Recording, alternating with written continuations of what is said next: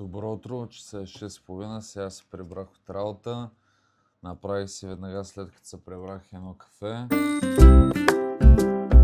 След кафето, след като го изпия, мисля да си направя 3 яйца цели с малко сирене да закуса. Ще си пия добавките и ще се оправя и ще хода най-вероятно на фитнес. Много се чудих дали да бягам. Ама нещо много болят краката напоследък, но се чувствам много добре. И май ще ги пропусна. След това мисля да отида до село, да се видя с майка ми и баща ми. Ще си забравих сега последния път, като ходих при тях, си забравих някакви неща да си ги взема. Ще ги видя, ще обядвам с тях и най-вероятно после ще се прибера пак към Пловдив, да се видя с приятели. Сега след като закуса, ще да се оправя, да си оправя багажа за фитнеса. Мисля да направя малко горна част. След горната част мисля да отида малко на спато в пулса, малко релакс и след това ще се изкъпя там и ще хода към село. Ето оправихме се за фитнеса, раницата е готова и тръгваме. С малко ще се включим от фитнеса.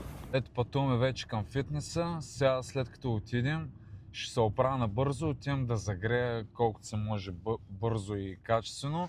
След като загрея, ще направя 4 упражнения: набиране, лежанка, военна преса и гребане. След като ги направя, ще разтегна пак хубаво и отивам към спато.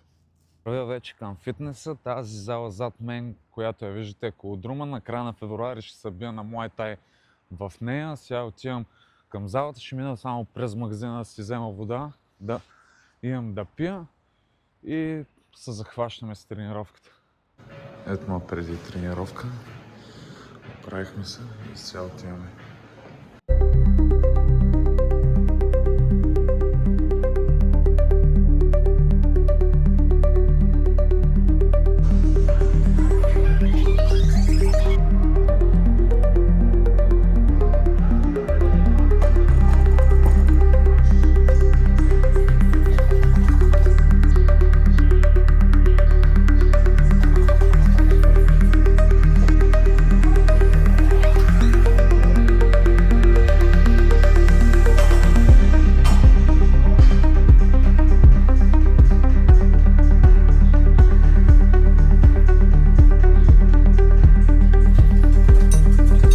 Тренировката ще е това.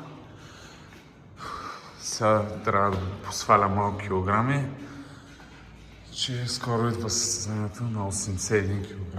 В момента съм почти 90 кг. Личи си колко съм мазен. Значи стана един проблем.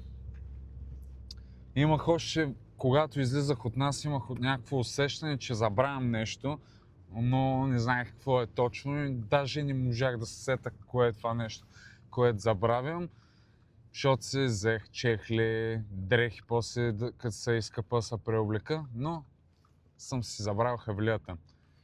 И нямаше как да влезна в спато без хавлия и се наложи да се оправя и да се тръгна към нас, да се къпа, да се оправя и после да хода към село да се видя с нашите. Прибирам се сега вече към нас. Сега ще си направя 3 конски кебабчета.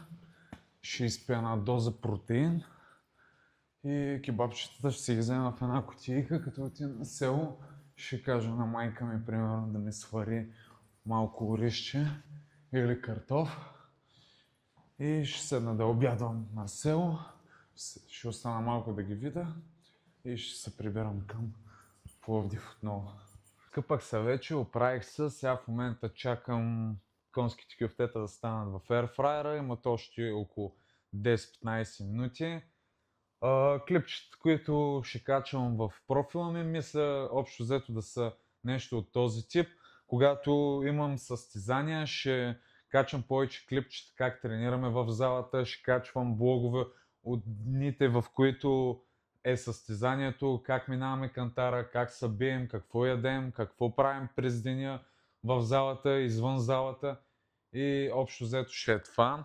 Ако мислите, че ще ви е интересно, абонирайте се за канала ми, много ще се радвам. И това ще е от мен. Благодаря ви, че гледахте до край. Чао, чао!